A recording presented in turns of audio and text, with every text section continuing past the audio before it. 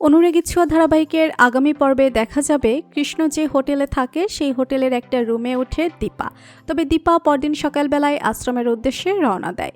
আশ্রমের মন্দিরে পুজো দেওয়ার জন্য পুজো দেওয়ার শেষে দীপা ওখানকার গঙ্গায় প্রদীপ এবং ফুলও ভাসিয়ে দেয়।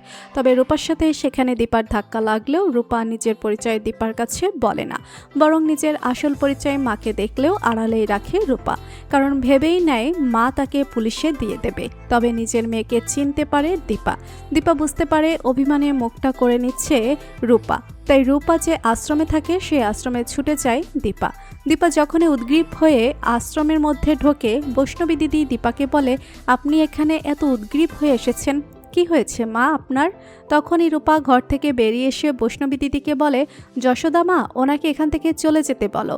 উনি ভাবছে আমি ওনার মেয়ে, কিন্তু আমি রাই, আমি ওনার মেয়ে নই।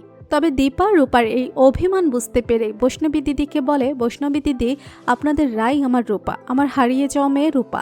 মায়ের চোখ কখনোই তুই ফাঁকি দিতে পারবি না রূপা, মা তোকে ঠিক চিনে ফেলেছে। বৈষ্ণবী দিদি খুব ভালো করে বুঝতে পারে যে রাই দীপার মেয়ে রূপা। মায়ের উপর অভিমান করে নিজের পরিচয় আড়াল করে রাখছে রূপা।